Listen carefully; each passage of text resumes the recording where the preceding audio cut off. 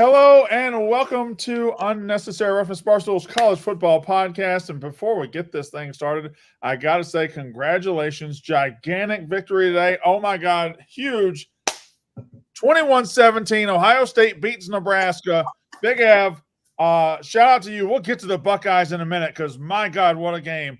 Otherwise, I guess there were some games tonight. We'll go over them eventually after Kayce tells you about High Noon Hard Seltzer. High Noon Hard Seltzer. So Brandon, I did give, I was asked to give you a message today. So I went out for a little bit in the afternoon. I had some friends doing like a meetup thing, and there was some people drinking some High Noons, and they saw I was drinking High Noon. They came up and they were wearing Ole Miss shirts. Mm-hmm. And they said, we love the podcast. We love Barstool. We love High Noon. And we don't want to admit it out loud, but we also love Brandon Walker. And I was like, you know what? I think he will really appreciate that. And then they said, but tell him to fuck off from the Mississippi State standpoint. But they were very happy to say they actually do like you. And it was because they were drinking High Noon. That's what I think. I think it's because they were happy. They were drinking a High Noon. We were watching. The afternoon slate was god-awful for the most part. So everybody was just in, fine mood, and they loved you. But it was because they were drinking High Noon. Well, listen, it's great that you guys are drinking a sponsor. I appreciate that. And I hope High Noon brings everybody happiness throughout this world. One more thing. I have a message to the Ole Miss fans. Suck my fucking dick and kiss my ass. I don't care if you like me or not. I don't want to be liked by you fucking freaks. It was very much a like you could tell they wanted to like turn it off, where they were like, listen, like they were wearing Ole Miss shirts because obviously they had just gotten done watching the Ole Miss game. Yeah. And they were like, we want to like Brandon, but we can't. And I was like, well, you can like Brandon, you can just not like the Mississippi State Brandon. And they were like, yeah, you're right. So I like kind of talked him into it a little bit. All right, we have college football reaction time for week 9, 10, 11, or 12. We will react to those right now, and it starts, I believe, the big game tonight. Texas A&M and LSU, the battle for the top of the SEC. Whether you believe coming in these teams were the two best teams in the SEC or not, it was, in fact, for the battle for the top of the SEC. One team has won, and it's probably the biggest light switch game I can ever remember. Lady, you'll have your time. We're gonna get to you because this is your night, your moment. But Big Av, just real quick with you. LSU was in control of that game. I don't know if I'm taking crazy pills. It was 17-7, and LSU was dominating the game. The Texas A&M crowd was not in it, and then all of a fucking sudden, Aggie Jesus shows up. You have Nussmeier forgetting how to play quarterback, throwing the ball right to A&M. LSU was sounded good. I like that guy. Anyway, so and then A&M makes the switch, and here he comes. Marcel Reed has started before for this team, but not like tonight. I don't know that I've ever seen a switch go off like that, Big F. No, LSU should have probably been up, I don't know, at least 23-7. We'll say the 2 field goals at minimum, probably more. I thought they were going to come out in the second half and make the adjustments, get the offense going even more. Receivers making big plays. They came out in the second. Nussmeier, that second half was one of the worst second halves I've ever seen. I've been Nussbus guy through and through. I was appalled at how bad he played. But also give A&M credit. I give Mike Elko credit for making the switch. Marcel Reed, I don't know. I don't even know what he played great, but also he also was put in good positions by the defense. His first snap is a play, 1st and goal from the 8. He takes it right in for a 6. Yeah. Also, very kind of like funny moment where I thought it was funny, where they just show Elko basically got a live zoom in shot of Elko saying, "Hey pal, you're out." Yeah. And Wegman just reacting to it. But no, truly, their defense played exceptional in the second half. That first throw, the first pick that Nussmeier had, where he's rolling left and just throws it back over the middle. I don't know what he was doing. I feel like I've never seen him throw a bad ball or that bad of a pass in his entire career. Then he throws another one that's just as bad. But A&M deserves a lot of credit. Elko coached the hell out of that second half. Defense the amount of weapons that LSU has on offense to have that bad of a second half was just just awful. But yeah, A&M deserves a ton of credit. It was great win for them. And now they're in a really, really, really good spot. Travis Hunter just made a play, 34-yard touchdown catch that I'm watching. Kayce, the only shame of this is you already have a son and you can't name him Marcel Reed.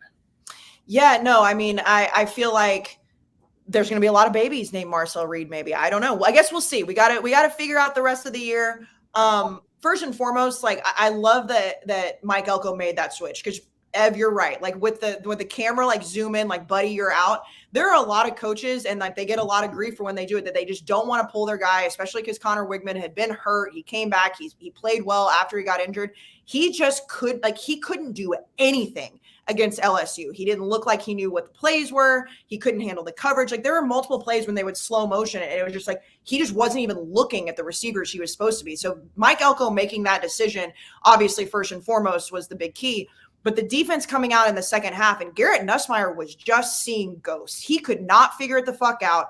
The pressure, they got to him. They sacked him multiple times. Just everything that Mike Elko did at halftime, Brian Kelly just didn't. There was zero halftime adjustments from LSU and from Brian Kelly. And that was the opposite for A&M. And this is, I know I'm biased. Obviously, I'm an Aggie.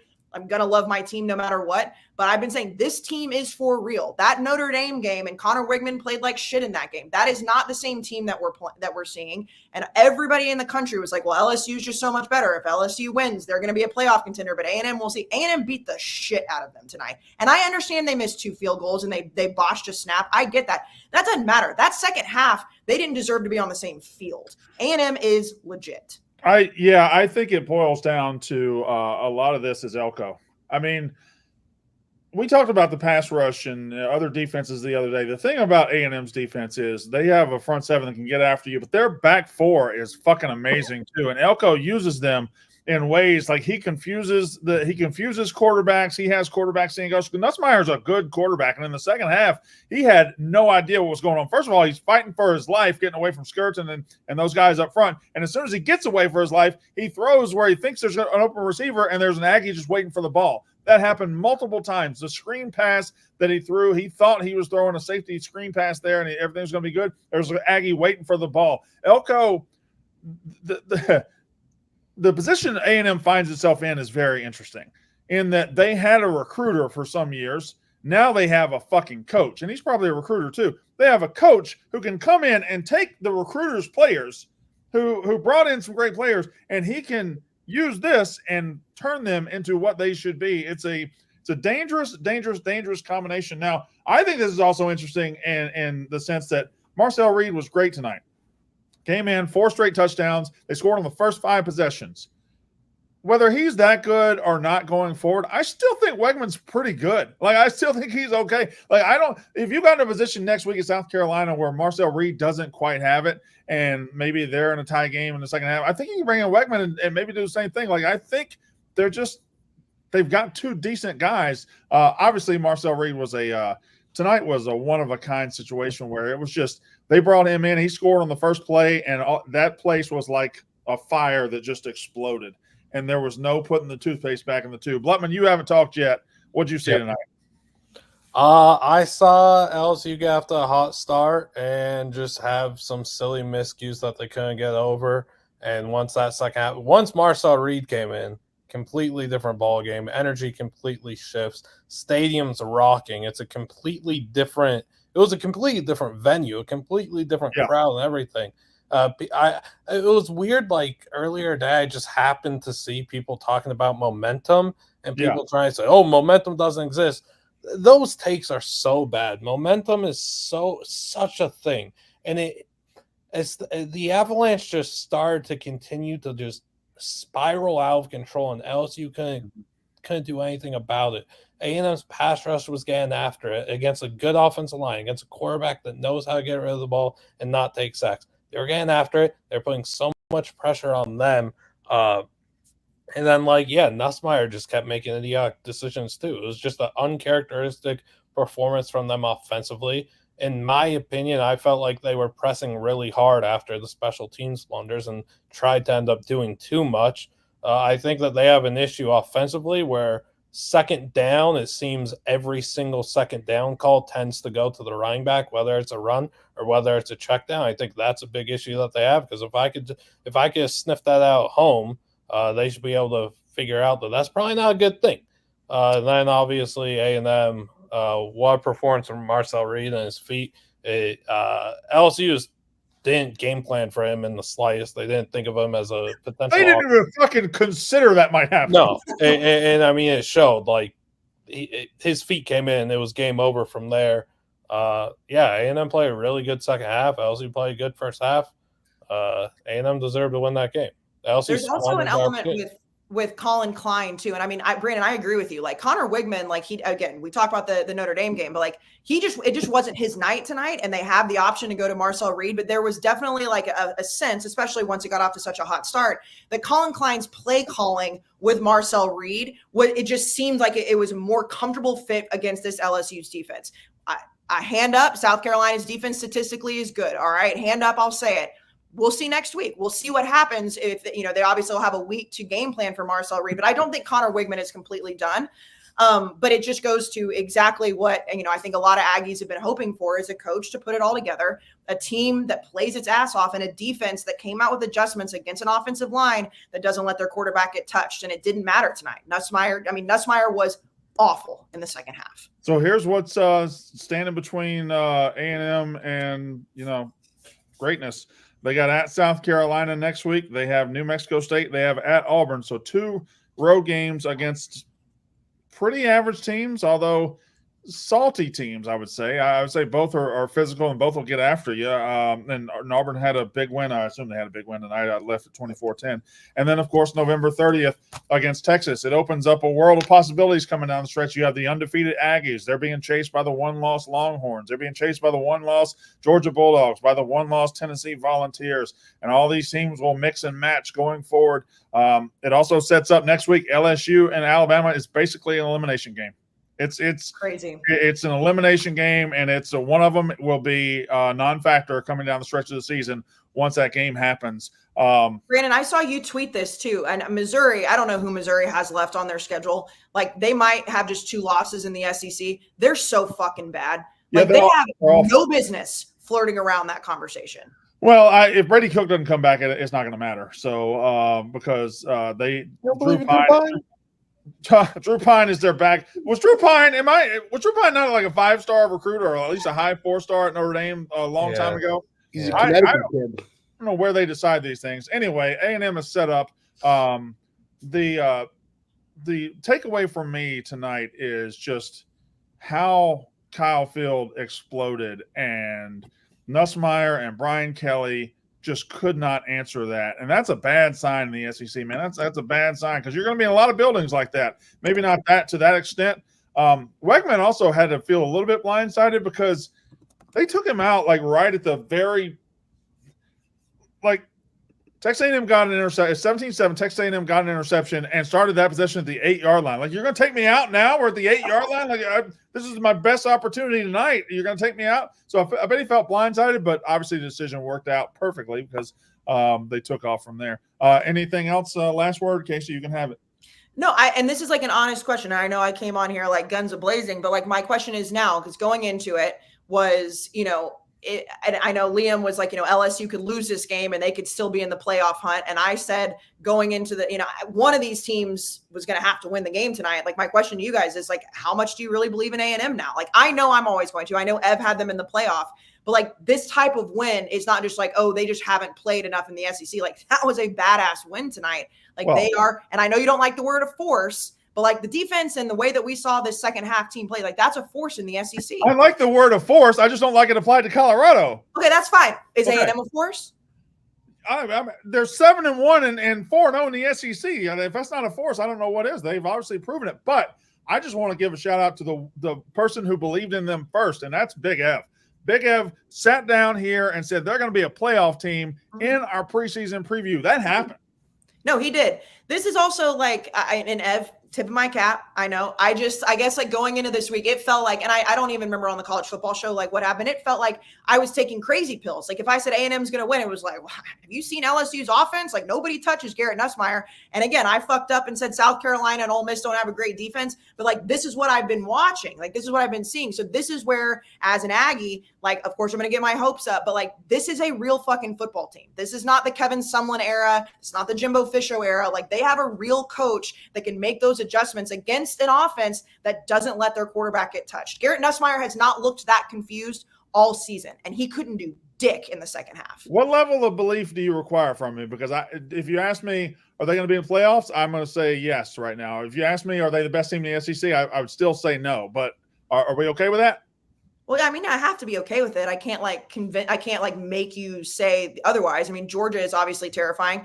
I understand Vandy's good. I mean, Vandy gave Texas a hell of a scare today. Like, the SEC is just a mess. Like, the SEC as a whole is truly just kind of like a toss up in the air. And I'll take that from you, Brandon. I'll take that. But I know that when I said last week that whoever won this game tonight could potentially be a national title contender, you scoffed at my A&M idea.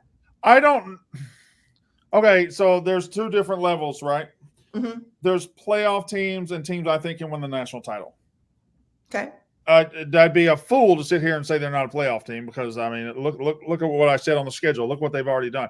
I don't think when I look at the national title contenders, I think it's a short list. I have the teams like Georgia. I have the teams like Ohio State, which, by the way, we'll talk about that in a minute. That might be reversing itself. But anyway, we have those teams, and I don't know that I believe Texas A&M is in that list yet. They proved me wrong tonight by beating LSU, and they proved me wrong by just turning it on and just thumping them. So maybe they'll do it again. They are going to need to identify who the quarterback one is, because you can't be this late in the season, kind of have it up in arms, and other teams are going to be better prepared for Marcel Reed and his legs. And like, you can't go into a game with Wegman and then be like, hey, we're going to Marcel Reed and expect everything to work out every single time. It ain't going to work like that. Marcel Reed played the entire time Connor Wegman was out, and they knew he was coming, and he was still winning. I know. I'm just saying, like, you have to have your true QB1 as we're this late into the season. And if it would me, I mean, South Carolina, fine, good defense. Like, I don't think like New Mexico State. Or, I mean, I just like, I agree they should figure it out. But like, it's other than the only loss that A&M has against Notre Dame. Like, teams knew Marcel Reed was playing when Connor Wegman was hurt. He kept winning. Then Connor Wegman he didn't play anybody in that stretch. They don't. Who else are they playing until Texas? That's my point. I don't remember who he played in that stretch. He played Florida. I think he played Arkansas. He played Arkansas. Arkansas, very world. He played SEC games. It's not like he was playing New Mexico State every week. And again, I agree they should name it, but it's like I don't think that that's going to be like this massive problem for A&M, because we saw that Mike Elko will make a decision at any point he needs to. And the way the schedule lays out, like, yes, going into the Texas game, they should probably know who quarterback one is going to be. But like what happened tonight, Connor Wegman just couldn't get it done. Maybe he gets it done against South Carolina. But like, this A&M team is so for real. Like, I feel like I'm not against you guys, but I feel like I'm taking crazy pills. It's like, Garrett Nussmeier, like this A&M team beat the fuck out of them. Who are these people that are that oh my God. Take a dive through the internet. I had like, I know that's awful. The internet told me the internet. No, I'm not. I know. I'm just saying that's like it's still just, to me as an Aggie, like, this team is legit. I can finally say that. Yeah, they're legit. Yeah, and I feel like leading up to this week, that was like a crazy thing for me to say. I'm glad we had someone on the show that just saw the vision from day one. That's all. I'm just great. I'm grateful. You did jump off of it, Ev. At the end of the day, I'm very grateful that someone on the show had the brains to see the vision from day one. You did jump off of them. I saw people picking LSU this week, but I didn't see people saying, "Oh, A&M's trash." I didn't say they were trash. It was the idea of, like, I mean, literally on this very show, I said, if A&M wins this game, or if LSU wins this game, they are a national title contender. And I was, no, only if LSU does it. Like, you were tweeting during the game that LSU was like that. Like, that to me is like the disrespect of it. What did I tweet in the game? But I think it's, what it is? I think with LSU, you saw, like, obviously the second half was things went really south. But you saw an NFL quarterback. You saw 2-3 NFL receivers. You see an elite offensive line. And I think you were able to say, hey, like, maybe that team has more of a chance to make a run than a team with a defense that's at this stage in the game is still, I don't want to say like platooning quarterbacks, but you're still, like Liam said, you haven't really made like a clear-cut decision yet who's the guy. And going forward, you're not going to catch people off guard the same way they did today. Now, I'm curious kind of how they operate with it, like if they just go Marcel Reed. Because, I mean, like, he played really well, but like you said, the one drive he scores, like the first drive, they get the ball on the 8-yard line. He made a phenomenal throw. That deep ball was when I was like, all right. Yeah, like, and that probably ended the game. I was, all right, LSU's cooked. If Marcel Reed's going to make throws like that, they're not going to win this game. That ended the game. Relying Marcel Reed to make throws like that consistently, going forward. I don't know if you can, but that doesn't take away from that Texas A&M's a good team. I think when you just saw like which team could win national title, you looked at the two teams, you saw more upside probably in LSU, which I don't think was the crazy thing to say. Kayce, are you happy for the win, or are you just mad at us? Oh no, I'm very happy. It's the like I tried to tell everybody, and everybody gave me shit for saying that because A&M and this, A&M and that, and then it's like I was trying to fucking tell you guys. And like if we lost this game, I would have absolutely eaten crow and been like, you know what?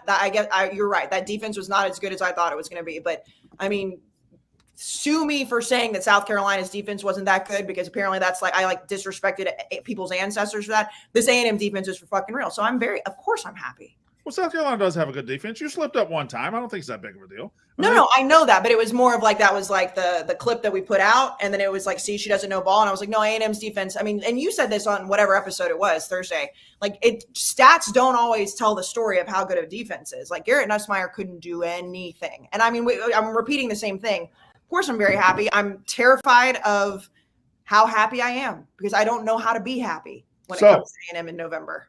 Tonight, A&M wins a big game and sets up their stretch run, which is, those games I said. We also had a big setup game in the Big Ten where Penn State goes to Wisconsin. Penn State, I think were they trailing a half? I mean, they were. They were. It was 10-7, I believe. 10-7. Didn't start off too well.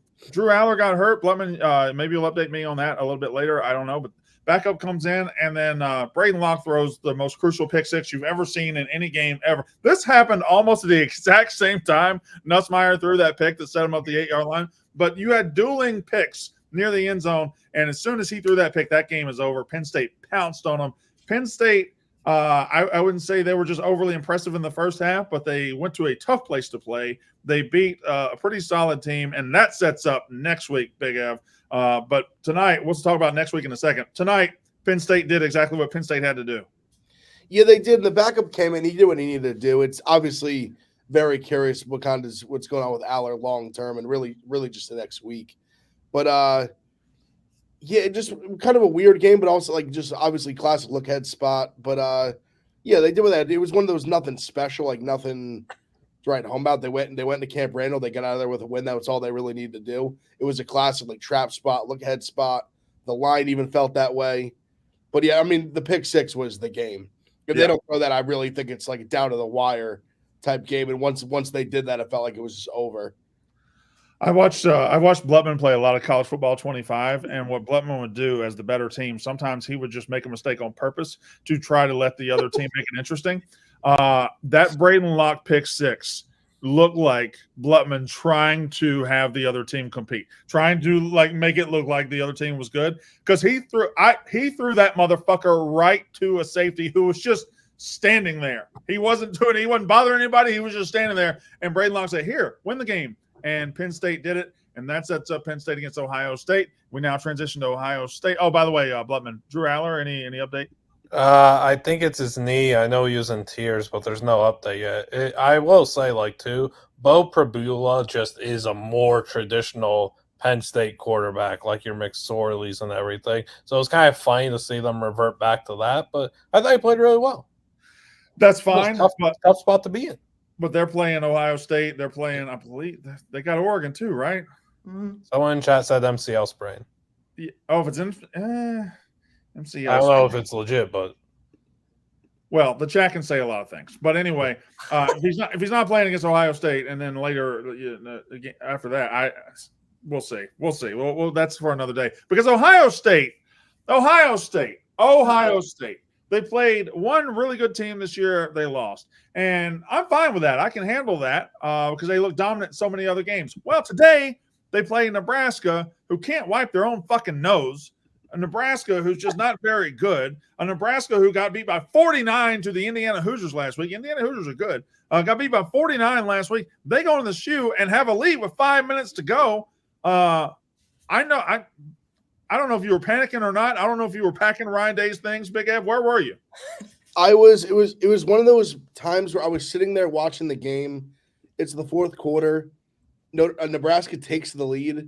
And I'm almost in it's not even like a panic. It almost was like such a state of depression where I almost had a moment where I'm like, don't even care if this team wins or lose. They just stink. Like, I'm just sick of Ryan Day. And for this team to be as talented as they are, to be coming off that loss at Oregon and a bye, to come out that flat, I was embarrassed as an Ohio State fan, truly embarrassed. I'm done with Ryan. This is where, like, if I've said it already. I've said it from the beginning of the year. If they don't win the Big Ten, I'm out on Ryan Day. I'm almost like already. I'm out before it. He might have me out before it. What do you think it is? Listen, they could right the ship. They go to Penn State. They win.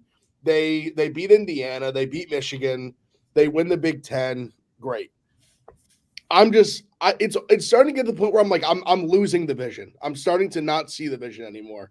He just to the team to be this way, and I'll actually give the defense credit. The defense coming off of just a terrible performance, they actually played well. Had a big 4th and goal stand that really ended up crazy, kind of saving the game. But the offense was so bad. Even the play calling from Chip Kelly I thought was bad. Why can't they run? Will Howard had one of the worst throws I've ever seen. Your offensive line's a joke. Yeah, Awful, they can't. awful. We lost 2 guys. We lost Simmons and what's in the fucking other game. Even when Mikowski, ever say his name, the backup, he went down today too. So now we're like really down a bunch of linemen. Yeah, the blocking was terrible. And that's something that is very, very, very concerning for me. I don't know how to, like, I just don't know what to feel about this team right now. I was truly just disgusted with the performance. Well, and that's why when you just named everything when you say like what it is, I just can't, like Ohio State going into the season, it was like if they don't win with this talent and this roster and like find questions at quarterback, whatever, they're just so talented. And it's just like how is it not all coming together? Like that's what I don't understand when I watch this team. It just doesn't make sense to me. But it has come together. It has come together. It came together against every game other than Oregon coming up. And then they lost to a good Oregon team. There's nothing to shame. This was the first time I was like, what the fuck are they doing?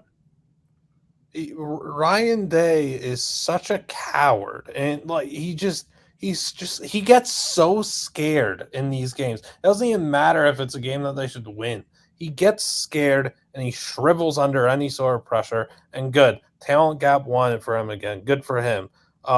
Any of us could do his job and succeed at the same level as him, if not higher. And I truly believe that. I genuinely believe that. I did think it was interesting when Nebraska took the lead in the 4th quarter. Something just clicked in the players where it's like, fuck this. And that drive where they ended up scoring the touchdown. It was like 5 plays. It went straight down the field. Will Howard was all of a sudden a good quarterback, and the receivers were like taking the team and putting them on the back. But why does it come to that? I don't know why it comes. I don't know why it comes to that against Nebraska. It just drives me insane. I just don't, because I don't get it either, and just it just makes me upset. It had me at a loss for words today. I just couldn't believe how they played that poorly, and especially like you said, like Nebraska coming off getting throttled by Indiana. I mean, it just scares the daylights out of me to go to Penn State to play Indiana in a few weeks. Like, these teams need to step the fuck up because if they play like that against either of those teams, they're going to lose. Well, I mean, you might have caught the biggest break in the history of the world tonight in Madison, Wisconsin. Drew Allar's out for next week's game, and that changes everything. That changes everything about the rest of the season, perhaps. I mean, and Indiana they're good. They're so good. Indiana is a good football team. Liam is #1 Indiana guy, and he has been right the entire time because they're really good. All right, let's, hey, Coach Sick. Yeah, that's also happening. Yeah, that just feels inevitable at this point. Hey, come on. When you're in Columbus, maybe take a meeting. Maybe take a little meeting. Also, this guy in the chat said, "I don't think you'd be a good recruiter, Blutman." It doesn't matter. What are you talking? Ohio State recruits for itself. Brandon Walker could get any 5-star he wants at Ohio State. You're tripping. Liam, I actually think you might be a good recruiter because they'd be like, I got to know what this guy, like, what's his brain doing? What's he on? Social skills, having to talk to all these strangers and their families. I ain't with that. No, but you want to talk some recruiting money, and we got it. Exactly. You wouldn't have to, Liam. You could just sit in the corner with those sunglasses on and just let everybody else talk. They'd be like, I want to know what this guy's thinking. Why are we talking if Blutman would be a good recruder? Head coach Ted Bart could recruit highly at Ohio State. Fine. Lord almighty. Tell me about some pork rinds or some game times or some something. Game time. Game time. Okay, so we're in the middle of the World Series. Obviously, the NBA is starting up, the college football, the NFL. Game Time has all the tickets you could possibly need. They are the official ticketing partner of Barstool Sports. And of course, we've been talking about this all year, but I want to reiterate that they have this really cool Game Time Picks feature. They're making it much easier to go to a game, an event, a concert. I know Taylor Swift tickets right now are like crazy expensive, but people are still wanting to buy them. If you go to Game Time and you use that Game Time Picks feature, then it helps you filter out the fluff. It helps you find exactly what you're looking for, incredible deals on great seats, and you don't have to spend time like wasting like searching for certain things. You can go select exactly what you want for that event, and they will filter it all out for you. Brandon, I know you're a big hockey guy now. I can assume that Game Time sent you to some hockey games already? They have before, yeah. They have before. I did buy 2 season tickets. With I bought some of Dan Cass season tickets. However, my plan is when I take the whole family, I'm going to give my wife and daughter the season tickets, and me and the boys are going on Game Time, and we're going to have a good time. I know I'm going to get the tickets at the best price late in the game. It's perfect. Download the Game Time app today and use code RUFF to easily score great deals with the new Game Time Picks feature. Brandon, I'm going to be honest. I never thought you would be a hockey season ticket holder. I don't know why. Brandon Walker from Mississippi just didn't ever. That's a new version of you. It's far and away the best sport to watch live. It's not close. Oh, it is. It's awesome. Not Hockey's great. And I just love it. All right, we Texas number 3, number 4, I don't know. 5. Number 5, yeah. Number 5, Texas goes to Vandy. Now you just offhandedly said this a second ago, and I was worried about this. I hope people across the country, like Texas beat Vandy 27-24. They beat Vandy by 3, but they didn't really beat Vandy by 3. Vandy scored late, and Diego Pavia didn't quite have it today. It seemed like Big Ev every time I turned it on. I was like, oh, Vandy can get back in this. And then Pavia would throw the worst throw you've ever seen. Listen, you're going to see zero Diego Pavia slander out of me. Absolutely zero. Yeah, it was a weird game. Like they had like the pick 6 where Texas goes up 17. He gets called back. Yeah. It's ended up being 10. Vandy kind of cuts it to 3 at the end. But it was one of those games where Texas was kind of always in control. I never really thought Vandy had a chance to win the game, to be totally honest. But they couldn't stop Texas. It's just weird this year. The gap between like 1 and the bottom is smaller than it's been, I feel like, in my lifetime. Yeah, I certainly think, although not to say Vandy's even at the bottom, by the way. Well, no, they're not. Speaking of number 1, I think Oregon is really, really, really got that dick swinging right now. Like they are exactly what we thought they would be on paper this year right now. At the beginning of the year, maybe it took a couple of games to get going. But that Ohio State win has sent them into overdrive. They're just murder, death, killing teams right now. I know Illinois wasn't a real 6-1. They were kind of a paper 6-1. But goddamn, Oregon's got it going on, man. Yeah, firing all cylinders. I feel like my bad. Go ahead, Kayce. My bad. Oh no, I was gonna say, Brandon, you just said like they're firing at all cylinders, and it's like finally like this Dan Lanning offense is like what we expected to see. But also like Illinois. Like they had won the games they needed to win, and you can't like fault them for winning the games on the schedule. But like, I don't think anybody was. I mean, I had no doubt that Illinois was going to get crushed today. No, I certainly think everybody thought Oregon would win, but the way they just didn't let them breathe. I mean, there was never a second where you're like, oh, this is going to be a competitive ball game. Oregon just fucking jumped on them and didn't let them off the mat. And Oregon looks like a number 1 team ought to look in a world where. Up there, like number whatever Ohio State number, they didn't look like that number today. Texas hasn't looked like that number. Georgia's had minutes like where they hadn't looked like that number, and yet Oregon right now looks every bit the number 1 team they are. 100%. I mean, the biggest thing that I thought that I saw obviously against Ohio State and then again today, the receivers, the passing game really has got going. So much better. I mean, Tez Johnson was, I thought, really good today. I mean, he's an electric player. Evan Stewart's obviously great. But that was what I saw because this, again, I mentioned it before. I did bet Oregon, but Illinois has a really good secondary, and they just torched them, absolutely torched them. So in that matchup specifically, I was very impressed, very, very impressed. They blitzed them and just never looked back. They were dominated the game from start to finish. Gabriel's also a quarterback who's just making every right decision. Every read seems like it was perfect against Ohio State. It's been perfect ever since. They are just absolutely cruising. And I just misspoke earlier when I said Oregon plays Penn State. I was looking at that game tonight. Wisconsin plays Oregon in a couple of weeks. And then I think Oregon-Michigan's next week too, which I'm not going to give Michigan any credit. They did go back to whatever that motherfucking quarterback's name is, Davis Warren, and they beat Michigan State. Got to be an all-time kick in the dick for Michigan State, right? Oh. Like everything looked like it was time to go ahead and get a big win in year one for your coach, and then Michigan just beat you. Yeah, too I bad. mean, That was just a terrible game. gross game. And Michigan State, like, we said this in the preview episode, like Michigan State was like, kind of putting some things together. It's not like it was just like two bad teams going up against each other. But if you're going to catch Michigan, this would definitely be the year when they don't have a quarterback who can throw. And it's just still like, the little brother thing, which is somebody whose school gets called that a lot. Like that has to suck. Like if you were going to beat Michigan, this was the year to do it. Yeah, as long as that guy's there, it's going to always be the year to do it, I think. True. Like, but do we know how long he's going to be there? Until they get until the NCAA tells him he doesn't have to be there anymore, probably. So Michigan State missed a 25-yard field goal on the opening drive of the game. They had the ball on the 3, second and goal, can't get 7. That's bad. It seems like Jonathan Smith doesn't know what the QB sneak is. Don't like that. Michigan State has a lead, 7-6 lead, because Michigan botched the extra point with the snap and hold. All right, Michigan State should be taking a 7-6 lead at halftime. Want to know what happened? 23 seconds left.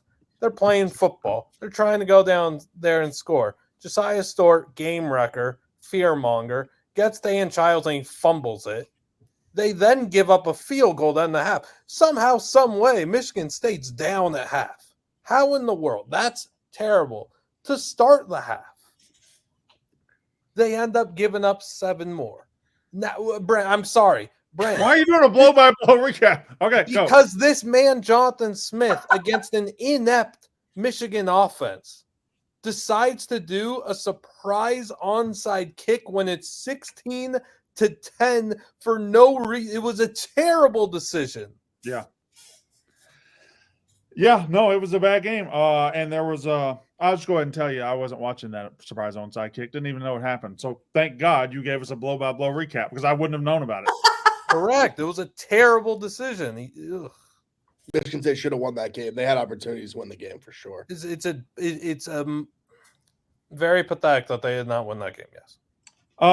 Let's see. Oregon. I got Texas. We already talked Penn State, Wisconsin, Alabama 34, Mizzou nothing. Missouri's so bad.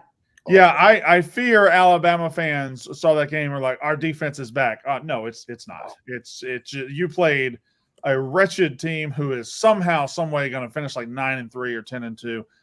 And Brady Cook hurt. I don't think you take anything away from that. Indiana beats Washington. Indiana's now 8-0, and it's no longer a plucky underdog story. It's no longer, oh my God, Indiana's 8-0. It's this team's going to be in the playoff. Indiana. This team can probably compete with Ohio State. Indiana. This team maybe could beat Ohio State. Indiana. That's now the conversation you got to have because it can't just be, oh look, this is cute. Indiana's undefeated. No, they're fucking good, Big F. Really good. No, I said I gave them respect. Me and Dave were talking when we did the show last week, and he was like, "I'll wear Indiana gear," and I was like, "I'm not," because I respect them, and we're gonna have to play a very big football game against them in a few weeks. And I mean, if we beat Penn State and they don't fall off, which I don't think Indiana will, the way they're playing and the way Coach Cignetti seems to have them prepared, I think that's going to be like a top 10 matchup in a few weeks. So I respect them very much, and I think they're very much in the running to even win the Big Ten. Like I think they're that good, especially with Rourke. When Rourke's there, they're that good. And their offense is that explosive. Running game's really good. Rourke's, I'm very impressed with him. He'll obviously be back by that time. They're even saying now he might be back this next week. That's what I was going to ask. I was going to ask you, Liam. Like I saw something today on the ticker that was like he could be expected to play against Michigan State. Yeah, that was really good and encouraging to see. I still don't understand what has to happen for that to happen. Like the nail bed surgery, that doesn't make sense to me. But I know we said it on the college football show. I just don't understand what nail bed surgery is. I don't want to find out, but I just don't get it. I'm not sure I understand fully. They got to seal it back up. I think his entire nail like ripped off. Ugh. Also, one thing I want to give them extra credit as well. They're in these games in the past, at least I'll say before the Nebraska game, because the Nebraska defense played really well. But they had been giving up some points and outscoring teams. The defense the last 2 weeks has even flipped the switch and has looked really, really good. Their defense won them the game today. Not that the offense didn't make plays, but I thought their defense was what really brought it home today. And the most of the year it had been the offense that was like the feature unit for them. Defense really good performance today and last week. Their defense is full of hungry dogs. I'm sorry, Brand. Guys, like D'Angelo Pons does not get enough respect for his game. Unbelievable interception today. The pick six he had two flipped the switch. Indiana start off sluggish and slow. They haven't given up a point in the first quarter all season. And Indiana's not some plucky underdog story and never has been. There's a well-coached team with a lot of good players, and they're very good. And yes, well, I said they could compete with Ohio State earlier this week. No. Don't look at the helmet. Not doing that. Don't look at the history. Indiana's just a very good football team, Brandon Walker. They can compete with almost anybody. They're in Indiana against 99.3% of teams that they could possibly play in the country would be better coached. They'd be the better coached team. Who are you arguing with? I'm arguing with the world. See? A point, Brandon. Okay, all right. They would have won by 6 touchdowns with Rourke today. I do believe that these sunglasses have given Liam a different level of personality. Like since he's put those sunglasses on, he's become a different person. They've done something, and I don't know if it's good. Someone's had to explain nail bite surgery. If you envisioned this 12-game long season as a race, and then you were looking to see who's furthest along, whose bar is highest for a playoff spot, who has gotten the closest to the playoff spot, who has the least left to do to secure a playoff spot. I think Notre Dame might be that team. Notre Dame, first of all, Notre Dame has the win over A&M, and they're riding A&M throughout this whole season, buddy. They are riding A&M like a horse to the finish line.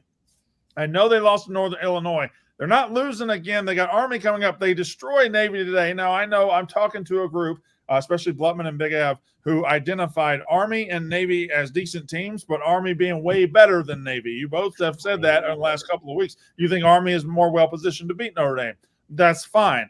Notre Dame kills Navy today, 51-14. Notre Dame's found something with the running game, and there's just nothing on that schedule to stop them. This team's going to the fucking playoffs. Yeah. Definitely. I mean, when they lost Northern Illinois, I thought no shot. I thought that was enough to keep them out. No, they've done what they had an easy schedule to take advantage of it. And they blew out Navy today. Fine. I don't know if any of you guys watched it play for play. Navy did a lot to say, here you go Notre Dame, go dominate us. And listen, they got whatever they wanted on the ground, which I said in our preview. I knew that they would run all over them. I knew they would score. That's why I loved the over. But Navy did. I mean, the amount of how many sloppy turnovers they had. What they have, Liam, 3-4 fumbles on just exchanges in the backfield. I mean, just so sloppy. So listen, I think Notre Dame wins the game regardless. But Navy was uncharacteristically sloppy. That made it a total rout. That I think it could have possibly been a competitive game if they had not done that. But they did. They were awful. Navy was really bad today. Really bad. I felt the same way Ev did with if you lose to Northern Illinois, in my opinion, you probably shouldn't be in the playoff. But and I said this last week. I want Notre Dame to win out because obviously that's A&M's loss right now. But the way that they've been playing, and then with the mess in the SEC and the mess, I don't see a world they don't get in if they only have that one loss, especially if A&M continues to win the way they are. Oh, if they only have one loss, they're getting in. Right. Not even a question. So do another piece of business, and then I'm going to hand out our one award for the night. Oh, I think I know what your award's going to be, even though I never got my trophy. So Brandon, you've been looking good. You've been looking slim. You've been looking like you've been working out. You've been walking. You've been drinking your water. And I know you've been taking that protein because that's huge. People don't get enough protein. And our friends at Orgain, They are the leader in real protein powdered nutrition that just understands it being good for you. It doesn't have to taste bad, which is so key. They taste like milkshakes. I love the chocolate. I absolutely love it. They have 30 grams of complete protein in their protein shakes, and it's real nutrition designed to satisfy your craving without all the sugar. Brandon, you've always got a box of Orgain around. I try to steal them from you every week when I'm in Chicago because they are delicious, and they do. They keep you full. They give you that protein without all the extra additives, all the extra sugar, which is never good. And again, 30 grams of protein in a protein shake is a lot of protein. So if you want to get in on this delicious protein pack nutrition today, go to Orgain.com/rough and use code ROUGH for 20% off your order. That's ORGAIN.com/rough. Use code ROUGH for 20% off your order. Let us know they sent you. Let them know. Wait. Let them know we sent you. There. That's the end of the ad. Go get your protein. We love protein. The chocolate's delicious. All right, here we go. We have the second annual Unnecessary Roughness Worst Tweet of the Week Award. The nominees are Big Ev, Blutman, and Kayce. And Brandon. Here. And you. You have a bad tweet today? No, you didn't have a bad tweet today, Brandon, but I did find your brother. Your volleyball standings was very funny. Soccer. Oh, excuse me, soccer. Gotcha. I have always tweeted out the last weekend of October. I've always tweeted out the women's soccer standings in the SEC. Very Mississippi State happens to be 10-0 in the conference, is going to win the league by virtue of beating Arkansas, who was number 1 in the country at the time. So Mississippi State clearly owns Arkansas, and that's all we'll talk about. Let's see. Hold on. Yes. So it's Liam Blutman during the Texas A&M LSU game. He uses a GIF of the Cookie Monster holding up a heart, and the accompanying message is Nussmeier QB1 2025 draft. Yep. Now, overall, the message, not the dumbest thing I've ever heard. The timing and the fact that he decided to do this in a game where Nussmeier looked like he had never fucking played quarterback before, and Nussmeier had his worst 8-minute stretch of football in the history of his entire life. Blutman, thoughts? I mean, one, tough. This is going to look bad on you in a few years when he's killing it in the NFL. Ever heard of Jameis Winston, successful NFL career? Remember when he threw 4 interceptions in the game, even when he playing college football? Yeah, ever heard of that? QB1 of his draft. Remember when Jared Goff threw 5 interceptions in a loss at Utah? Gross. Successful career for him. Good college football quarterbacks. Good that was quite a quarterbacks. spin They zone. sometimes have a bad game in college football. It happens. It is what it is. It clearly tweeted this well before the disastrous meltdown of a second half. Gross. End of the day, one bad performance, one bad half in a raucous environment does not. Liam, it wasn't just bad. It was god awful. Like Yeah, it wasn't so was just, Jared Goff's 5 interceptions at Utah. Like you're comparing Garrett Nussmeier to Jared Goff and Jameis Winston. I mean, like, hey, what, you think it'd be he's that crazy good? to just compare Jared Goff to somebody years ago too? Like, what I don't understand. That's not the point, though. The point is to write off a guy, write off a quarterback prospect completely because of one half is so. Let's say That's all well and good, Liam. You're right. That's all well and good. You are right. He probably does have a good future ahead of him, but you got to admit the timing sucked for you. I mean, yeah, but I guess, but I don't care. I think that there were way worse tweets that I had today. That That you project had that guy today? is a good NFL quarterback who's good at processing of ball placement, etc. What was your what was your worst tweet? I don't know. I could go look and I had some really bad ones. I thought I was trying. I also I it sucks whenever you have to go back and eat your words, but like the whole point of Twitter is to live in the moment. So it's like when people are like, oh, this didn't age well at the time it might have aged correctly. So at the time Liam did believe that, and you don't want Liam to just not tweet during the game. I had one that I thought was worse when Duke forced the turnover at the end of the game, 6th SMU turnover. I was like, hey, SMU's had 6 turnovers today. It's still 21-21, parentheses, not for long. Duke got their game-winning field goal blocked. Like, I was actively trying to get a bad tweet. No, I did. And listen, I don't know if y'all saw it, but on my other account, I tweeted out Thursday night about 7:30. I tweeted out Kyle McCord QB1 for 2026 draft. And I don't know how his game went that night. I hope that aged pretty well. Ev, have y'all ever seen anything like that? It was. I just want to say something, guys. Listen, a man of much less class than me, of far less class, might bring up a lot of tweets that he's got about when Will Howard has a bad play, and they say, "Oh, you idiot! Should have kicked Kyle McCord." I'm a man of class. I've looked his father in the hand. I've looked his father in the eye. I've shaken his hand. I wish Kyle McCord all the best. I've said that time and time again. I wouldn't bring up the fact that he threw 3 picks and a half. I wouldn't do that. No. I would never do that. He threw 4 picks and a half, 3 pick sixes. Oh yes, sorry. No, see me. I would never do that. I wouldn't bring it up. See, I'm such a classy guy. Even when hypothetically speaking about it, I would still not even say how bad it actually was. That's just how much respect and just honor I have. Like, you know, when people get the yips, like golf or baseball or whatever, like he so very clearly had the yips. Like at some point, you just got to be like, all right, man, like we got to take you out. Like, I don't know, on the second pick six, maybe third pick six. Like, I don't know, dude. Like, we got to put the backup in because this is not going well. I actually want to give him. He played an awful game. There was a few of those that the guy catches it literally laying on the ground. So I want to give him. But he threw 3 picks. He played it bad. He was played a bad game of football. He was so bad, but so much of the stuff was so funky. There were like Syracuse receivers dropped like 8-9 passes that night. 2 or 3 of the interceptions were off deflections that you had no control over. It was just funky, gross, stinky, smelly. Just move on. McCord just got to move on. Are you trying to sell a T-shirt? That's the second time you said funky, gross, stinky, smelly. No, it's not. Yes, it is. That's the second time you said funky, gross, stinky, smelly. You're gonna have to verify that because I don't believe that. Oh yeah, how do I verify? Go to store.barstoolsports.com and look at your new shirts.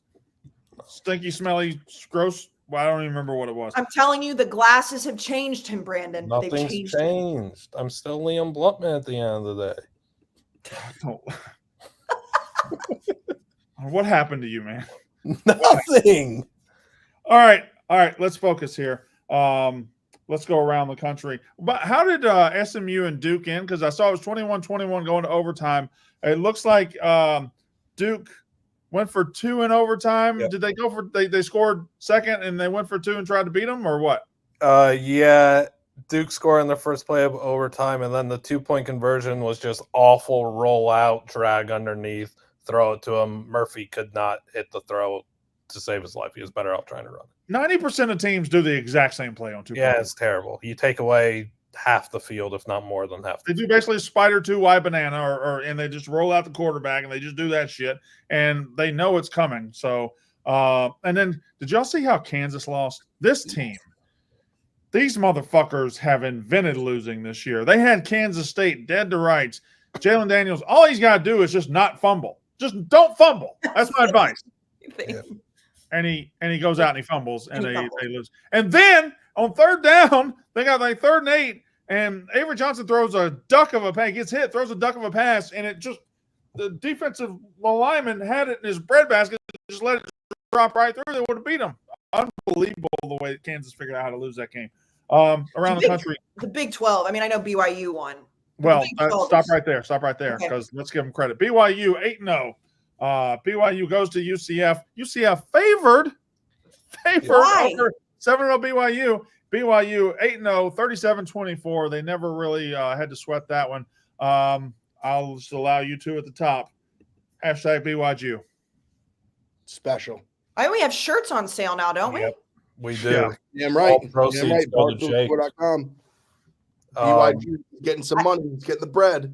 There's 2 teams this year that have been disrespected on a weekly basis, and it's Indiana and BYU, and every single week they go out there and shut everyone up.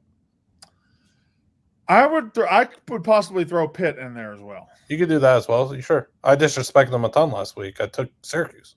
Yeah. I think Pitt, to a lesser degree, I do think BYU has probably met more disrespect. But BYU also had a stinker of a game last week, and you don't understand why people. Indiana hasn't had any stinkers, and Pitt. I don't think Pitt had that one escape. No, they've had to claw back a few times. They had that one escape against, was it Cincinnati? They escaped. Yeah, they're cardiac kids out there. Lucky, yeah. Cincinnati, by the way, stinks. Miami 36, FSU 14. Cam Ward is probably the Heisman favorite right now, but it didn't have to do anything. He threw for like 200 yards. The running game was outstanding, and you just gotta feel good when you're Miami and you're up and you get to just beat the shit out of a rival who's just down. That's got to be just an enjoyable experience for the Miami Hurricanes. They decided to throw Cam Ward a touchdown pass. Yeah, they sure did. They needed, and I think they're aware. All right, we need something for the Heisman tape. We need something when he's sitting there in New York City. We need a play that puts him over the top. Boise 29, UNLV 24 on a Friday night. Excellent football game, Blutman. Yeah, really good football game. UNLV's rush defense was unbelievably good. I think Jackson Woodard was the best player on the field. I thought he made just millions and millions of dollars for his NFL future. I thought Ashton Genty still played a really good game. He was a few trips away from just galloping to the end zone and putting up way better numbers. He played with a clear elbow injury too. He's a special talent that didn't produce at a generational rate as he had in previous games. But if you watch that game and then just look at the box score, he played a phenomenal game. He's the reason that they won again. And their pass rush was phenomenal. Then you had, I want to mention one more game nationally, and then we'll circle around the scoreboard. Ole Miss 26, Oklahoma 14. Ole Miss outscores them 16-0 in the second half. Whatever. Ole Miss wins the game. They're a better team. Jackson Arnold's not bad. No, he's not. Jackson Arnold is not a bad player. They have 0 receivers, and they gave up on him too early. They fucked with his development this year. He could sue that coaching staff for what they've done to him because he is not a bad quarterback. They've given him fucking shit and then blamed him for the shit when it went down a couple of weeks ago. Shameful coaching by Oklahoma. And I hope he either transfers or they get him an actual coach in there because Oklahoma's coaching staff is fucking garbage. And I know they fired the ROC. The one today wasn't much better. But Jackson Arnold has talent and is good. Anybody else watch that game that close? Yeah, I did. And in the commentators and like even at halftime, they were saying, they were like giving him credit. They were like, he's playing much better than we've seen him play. And it's like, well, Venables was ripping him out of games too early. Like he wasn't even letting him like develop at all. And I mean, Ole Miss, like I understand they won and that's fine. Like they just don't look exciting at all. There's just nothing exciting about this team to me. They were without Trey Harris, their receiver. It is weird. And Mincy tweeted this today, but they score on their first possession every single week. Yeah. Every week they come out and you think they're going for 70 today, and then they just don't. They don't reach that level offensively again. And it could have burned them today, but Oklahoma's just so garbage it didn't. If they do that against Arkansas, which I think Arkansas had a bye week today. If they do that against Arkansas, they could be in trouble. I'll just say it was essentially a bye week. Yeah, I'll just say it. Today was rock bottom. Today was rock bottom. Now, I hope today was rock bottom. I'll say it like that. 58-25. Arkansas is not a bad football team, but they're not a 58-25 game team against anybody. It's bad. Today was rock bottom, and now we look up. Who do you have left other than Ole Miss? Oh, it's not good. Don't talk about it. Okay, never mind. We have Georgia. No, they played Georgia close. That's right. It is a top 10 team. We have a trip to Tennessee. We have, I think, UMass. Yeah. We have Missouri at home, which winnable. Also, just circled that one. And then we have Ole Miss, who will destroy us. But you played Georgia close, and you covered against Texas. That's big. Yeah, that's the problem. We played 3. We played Texas. We played Georgia. A&M, you kept it close. And we played A&M. We played 3 teams that are like really, really good, and they never really had to sweat us. They were just kind of going through the motions. Arkansas came in and thought it might be a game. They really had to. So I think against our scores against these good teams was a little bit of a mirage, is what I'm trying to say. But you got a quarterback. We have a quarterback and we have a coach. We just don't have a defense, and we don't have talent on the defensive side of the ball. And it was rock bottom. It was rock bottom. Fine. So, whatever. Circling back to Arnold, no chance he'd go there, right? Since you have a quarterback. I mean, we're gonna have to fight to keep him probably, but I don't know. I don't know. Is Jackson Arnold? Could he be maybe flirting with the Michigan idea again? No, I think that one's over. I think the comments from everyone would have kind of axed that one out. That's a good point. And I still don't think he's even a fit at Michigan. I was kind of daydreaming about it during the first half of the game. I would love to see him with Cignetti. I saw, what I saw him as when I was watching today? I said if these two teams flip quarterbacks, Lane would get so much out of that guy. Yeah, he would. He looks like a Lane Kiffin quarterback. That's what they're gonna run it back with Retzlaff. I was like, hey, if Arnold's Mormon, he could go out there too, the BYU, and he'd carve. But why does he have to be Mormon? Because it was just a thought. Because I was gonna say I don't think the Jewish guy's Mormon. But I think that the reason. Good point, Brandon. But I would bet every other player on that team, maybe not every other. I'm gonna say 95% of that team has to be Mormon. I don't know how it works. I always thought they were all Mormon, but apparently, whatever. In the ACC, I still think saying BYU just sounds wrong. I don't love it. I don't love it. I know it's him, and I know he's like the shirts and the proceeds are going to him. I can't do it. See, you guys didn't grow up around enough Jewish people. I think I grew up around the right amount of Jewish people. You saw that there's not a lot of Jews in the South, no? No, I actually never. I don't think I never knew a Jewish person until I left Mississippi. Yeah, see, like in New York, like no, a lot. Honestly, where I grew up, a lot of close friends, a lot of half Jews. There's a lot of half Jewish. Brand's never been. A few of my closest friends are halfies. My son is half Jewish. See, I don't know. All right, in the ACC, Pitt 41, Syracuse 13. We talked about that one. Blutman, walk me through this one. BC had a 27-10 lead. Louisville comes back, beats them 31-27. Yeah, Boston College, if they can't run the ball, they ain't doing anything. If they can't throw a wheel to the wide open running back out the backfield, offense ain't going to be easy for them. It's simple as that. Louisville looked so bad in the first half.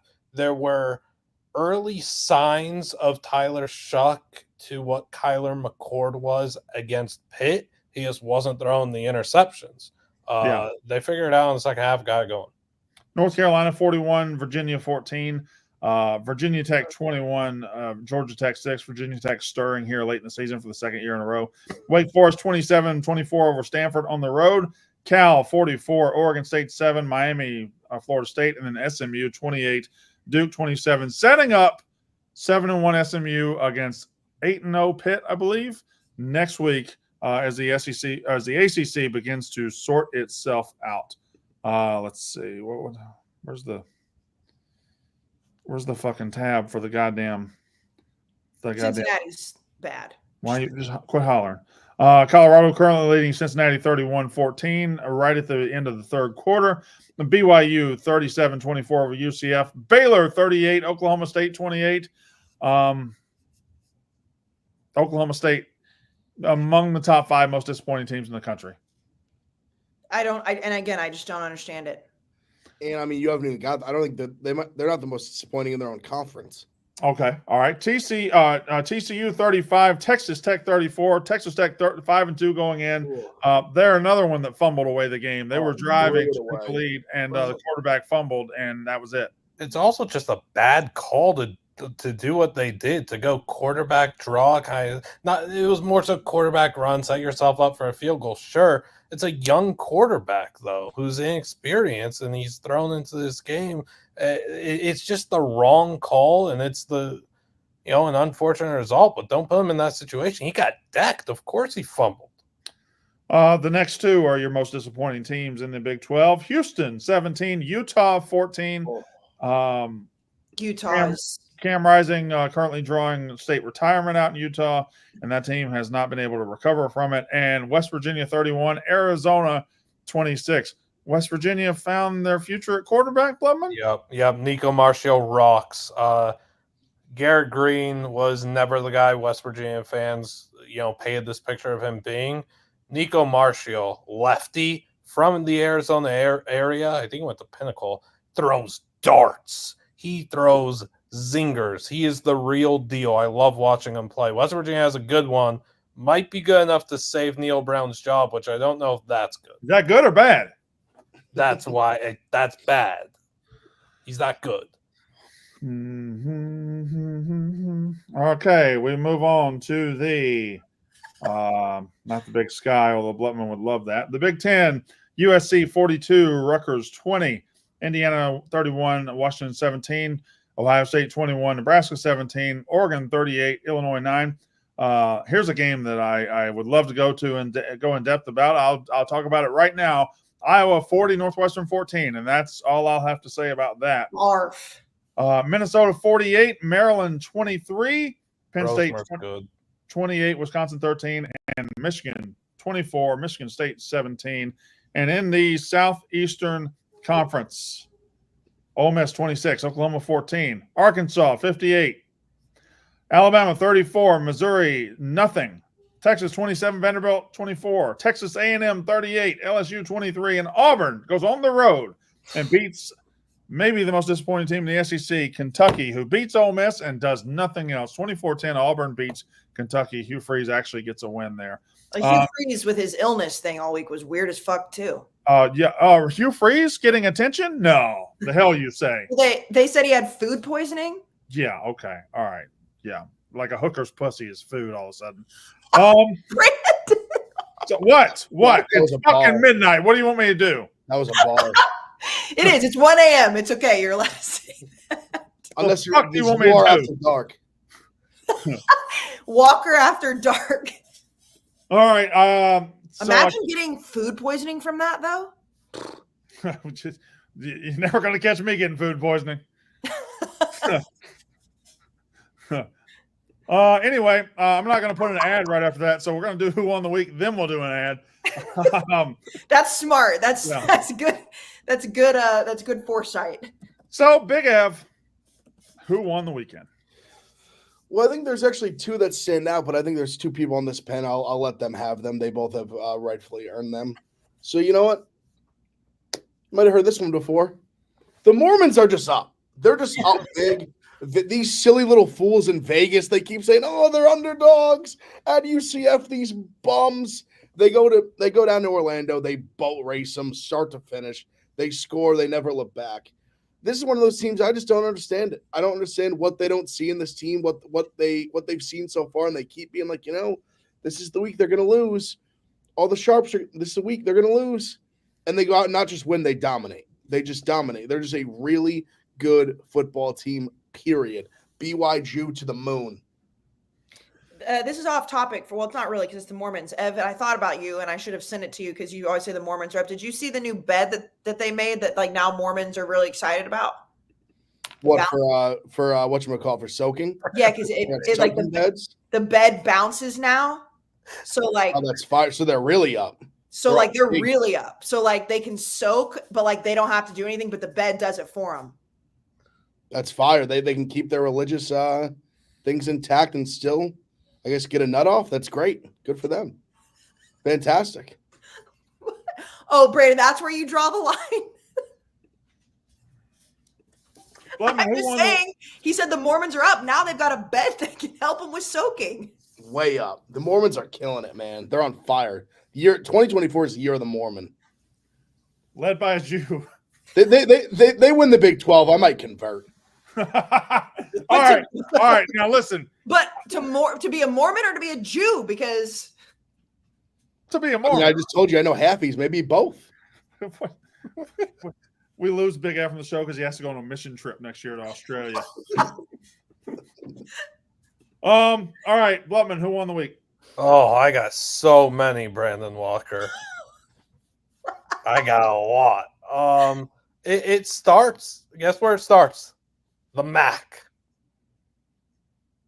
Okay, I thought you'd be a little more excited for that. I'm sorry.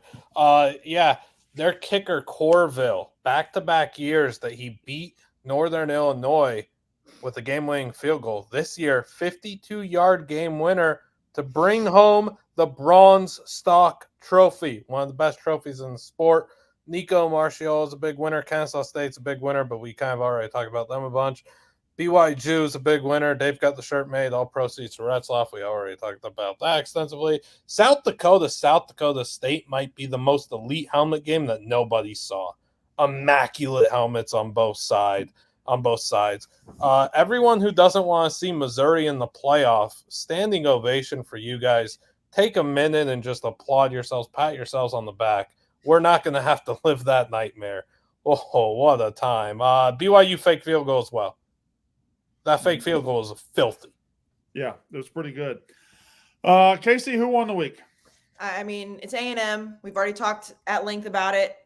Being at the top of the SEC, I understand they had the loss to Notre Dame, but undefeated in the SEC play and going into November. And I mean, this team gets since I've been an adult, gets made fun of because it's like they always start hot, but that was a real win with a real coach, real adjustments, a fantastic defense. We'll see what happens at quarterback, but just a really kind of just a silencing game. I don't think anybody expected LSU to look the way they did in the second half, and then credit to A&M. It's absolutely A&M. I'm just happy I can say it without being biased. Well, it's not A&M. Who is it? It's Marcel Reed. Oh, okay. It's because it's I know he has gotten some playing time before, but when he came in before, it was a little bit of whew, he's ready. He can play. He's not a big drop off from Connor Wegman, and he is a different guy than what tonight. That was a fucking bottle rocket. That was a goddamn that was a fucking brush fire that all of a sudden just turned into a flaming huge forest fire. He got into that game and a star might have been born. I don't know how good it'll be the rest of the season, but that is a legend-making performance. That's you walk into that game in that moment down 17-7 against LSU, and your very presence flips the entire script, and you score on your first 5 drives in that game. And there's a lot to be said for the other side. You just never even considered defensive coordinator Blake Baker. You never even considered this guy could come in because you looked completely with your pants down. But anyway, tonight belonged to Marcel Reed at A&M. It belonged to A&M as a whole, but specifically Marcel Reed. It was awesome. Now, pork rinds? Yes, pork rinds. This night, the crunch time hero. You know what, Brandon? I'm going to say we're going to nominate. I don't know if all 4 of us want to do it, but I'll do it with you. Marcel Reed is the crunch time hero, porkrinds.com, because that man did flip the entire script. We love pork rinds. They are the best snack in the game. They're our best friends. If you're looking for a snack that has a lot of protein, less than 1 carb per serving, so basically 0 carbs, pork rinds will get it done. And it doesn't make you feel like you're eating a super healthy snack, but you're not being sinful, Brandon. And we know that you love your pork rinds. You and Ev have talked about the reaching behind the seat, grabbing it in the car. They're good anywhere. They're good at tailgates. They're good at the office. They're good at home. They're good in the car. We love pork rinds, porkrinds.com. The spicy dill. I still haven't made the nachos, but I've heard the spicy dill nachos with pork rinds are incredible. So yeah. Maybe I'll do that. Maybe I'll do that next week. Who knows? But porkrinds.com, Southern recipe pork rinds, porkrinds.com. Find your crunch time hero. We're nominating Marcel Reed tonight, fellas. Big F, who lost the weekend? This one's easy. It's got to be LSU. I think to play a second half as bad as they did, to have the game in control as they did in the first half, and leave so many points on the board. And just to come out just as flat as they did, Nussmeier as well. He might have lost himself some money tonight. We'll see. He can obviously rebound. It's kind of the quarterback situation is going to be very interesting with this draft, but definitely it's LSU just to have that abysmal of a performance in such a massive spot, the premier game of the weekend, set themselves up to really be in the driver's seat to make a playoff. Now they're playing Bama, do or die. Coming up. Yeah, LSU, that was Nussmeier was awful. Brian Kelly, awful. Defense was bad. Just a team effort of just stinkiness in the second half. Bloodman, who lost the week? A lot here as well. LSU's field goal unit. Rutgers USC. Let's never do that thing again. How about that was the first and last time that ever happens. What a joke. I hated every bit about that. Kyle McCord, good game, dude. Jake Malasek went all the way to Charlottesville to go see his Virginia Cavaliers get laughed off the field. Tough luck. Ryan Day, Lil Coward Boy. UTSA blew an insane lead. They were up 35-7 at half. They were up 42-17 with 5:30 left in the third. Tulsa and Cooper Legas won that game 46-45. Tough day to be a road runner. Jonathan Smith and Michigan State. Dude, come on. Michigan's quarterback room. Donovan Edwards is the best quarterback that they have. He hasn't missed a pass in his career. He's thrown for like over 130 yards and 2 touchdowns. Guess they found their quarterback finally. And then Hugh Freeze for being sick and shaking fans' hands. Way to spread a disease, dude. I ain't the first he spread. Nope. Yeah, but if it's food poissoning from a hooker, then it's like not spreadable. Well, it could have been. It might be. Handshaking. Hookers are the most spreadable things. Kayce, what? Go. Yeah, I mean, Ev said it. Obviously, it was the biggest game. It was the biggest outcome. I mean, it's LSU, but I guess the field goal unit, I mean, the special teams was horrendously bad. But I'm going to say Brian Kelly if I'm going to just kind of hone in on that. Like Garrett Nussmeier played awful, but this man just makes no halftime adjustments. And they rattle off some wins. We talked about it. They won the division a couple of years ago and then got killed in the SEC championship. They put together good wins. And then when they have these big time games like this, and this really was for both of these teams, regardless of if you think they're the best 2 teams in the SEC or not, which I know you don't, and that we will see what happens. Obviously Georgia's terrifying, Texas, whatever. This was the type of game that LSU fans need Brian Kelly to win. You're in sole position of first place in the SEC. You're the only team in the SEC without a conference loss. No one would give a fuck about the loss to USC to open the season. And he just Mike Elko just coached circles around him tonight. The halftime adjustments just did not exist for LSU. They had no answer. And he just fine, you win some games. It doesn't feel like a fit to me still. And I don't know if LSU fans feel that way, but Brian Kelly down bad. That is an absolute moment to say, hey, I've got control of this team. We are a legit playoff contender. And they just they looked like they didn't know how to play football in the second half. My loss of the weekend is Missouri. Your quarterback got hurt, and that sucks. You are the biggest pretender that ever pretended this year. You came into the season with a top 15 team. You even got into the top 10 at one point. You went to A&M, got blown out a couple weeks ago. You go to Alabama, get blown out today. I was supposed to believe in Drink. I was supposed to believe that they had turned the corner. I was supposed to believe that they were a good program. And I can do all that, and I can handle you not being as good as you thought you were going to be. I can't handle Missouri just going to Alabama and A&M and looking like they belong 3 conferences below them. It's just weird. It's a loud fan base, too. They were talking a lot of shit this offseason. They were in a lot of DMs, and now they know that they're fucking terrible. I think Missouri lost the week. Blutman, didn't you say Missouri fans were talking shit to you even after the A&M loss? Yeah. They kept talking shit. They're shit talking. Okay, well, Blutman's going to talk for right now. We were both talking at the same time. That was just human error. She was talking to me. No, she said my name. Blutman.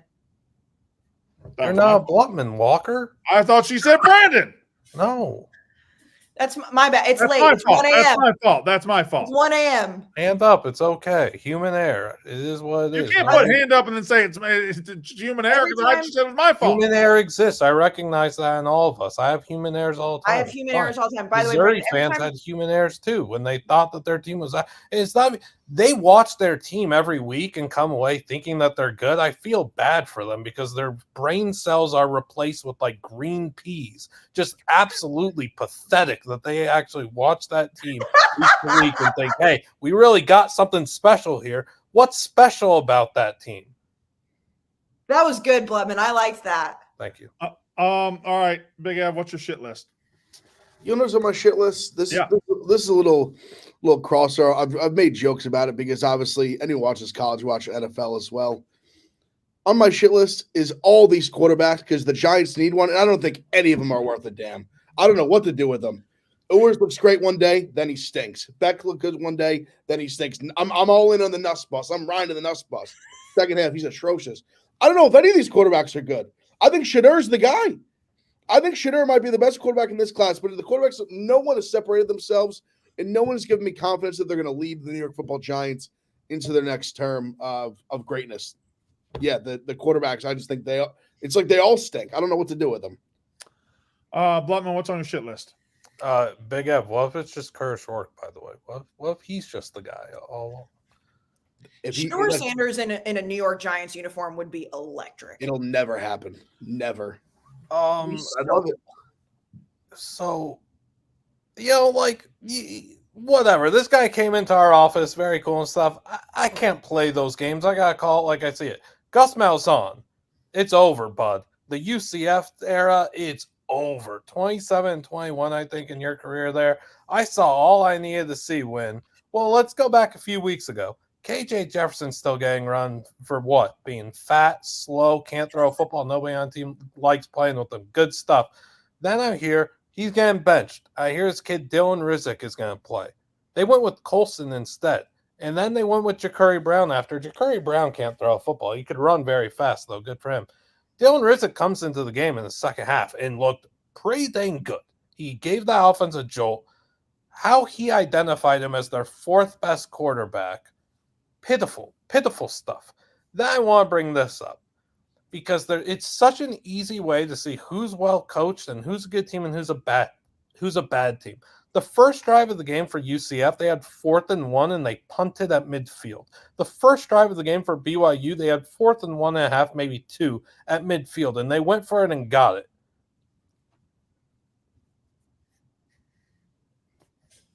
That's the pudding right there. Be aggressive. It's coaching. That's Coaching's coaching. the word. Coaching's the word he's looking for. Is the rant over? Yeah, I mean, that's it. Like, go for it. It's 4th and 1 at midfield. You're playing a run-first offense now, and you don't have any confidence to go and pick up maybe an inch. But Blutman, the problem is that rant felt like we were about the halfway point.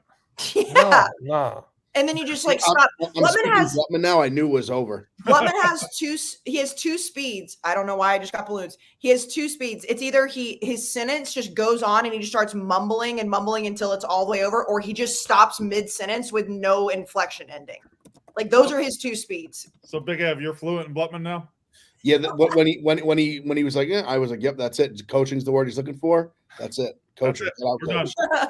All right, Kayce, who's on your shit list?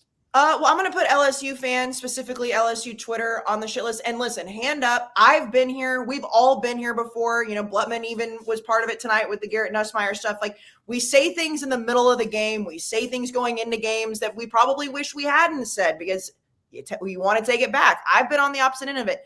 The way that LSU fans, including our LSU viceroys, which God bless our viceroys, I know they're college kids and they're living the dream. The way that they were acting, like Garrett Nussmeier had won the Heisman, the Super Bowl MVP, won the Super Bowl, the national championship, all in one quarter. And my Twitter was just like blowing up like, oh, I thought you guys had a great defense. Like, this is why you play 4 quarters of football. And of course, all those LSU fans are pretty silent. I don't know. I'm not going to read Twitter. Don't really care.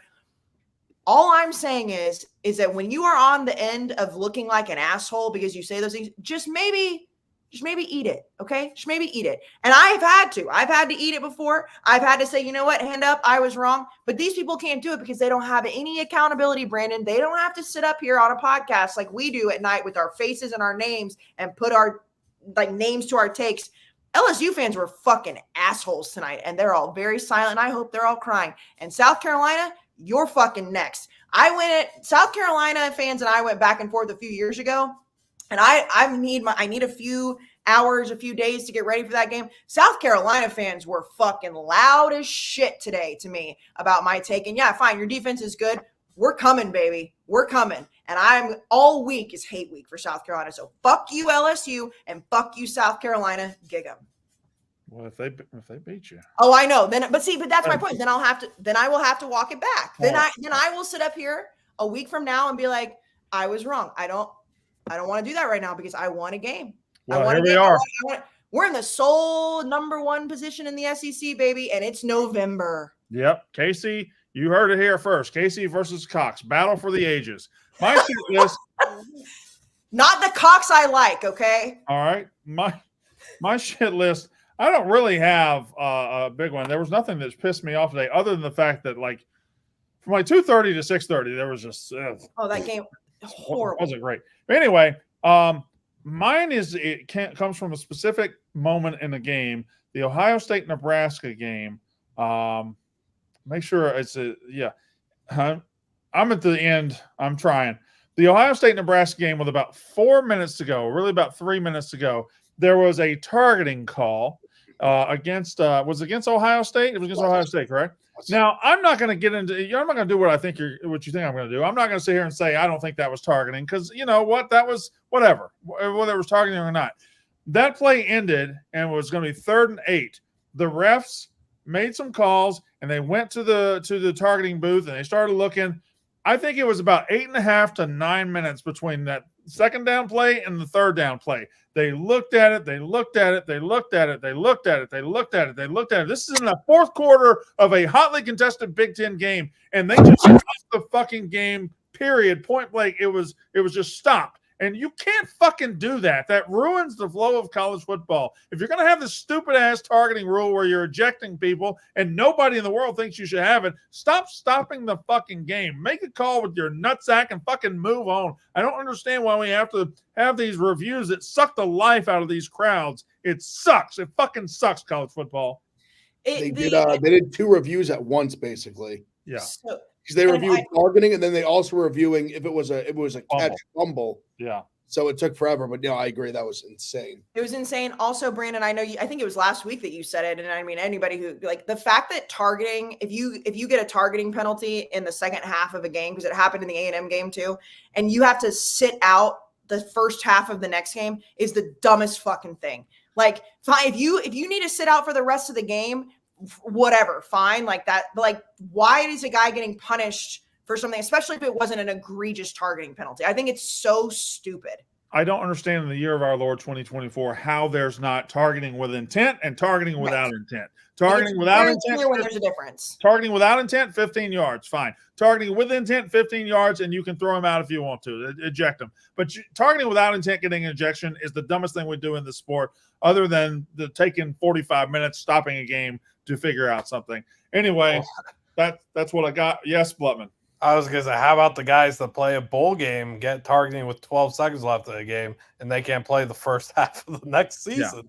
Yeah. That's great. Or like seniors getting a targeting like 3 seconds into their last game. Like, let's have some fucking sense here, guys. Facts. Anyway, I have another loser. Joey Bosa. Go. Some guy decided to DM me about nail bed surgery. No, don't talk about it. And sent me a picture. No. Not cool on him. No. That's what he's saying. He's a loser of the week. That makes me want to throw up. Okay, that's it. We got boys. We got Ohio State, Penn State next week. We got Alabama, LSU next week. We got several things. Pitt and SMU. We got a lot of good games next week. So South Carolina hate week, bitches. All right. It's UMass hate week. I have no idea who we play next. We either play UMass or Tennessee. I don't know who we play next. I don't know. You don't care. I'm just trying to get to the end, man. It was rock bottom today. Maybe it'll be rock bottom next week. If we lose to UMass, I might not show up that night. It's not out of the realm of possibility. All right, we've been rambling. Shut us down, Big F. Thanks. That's unnecessary roughness.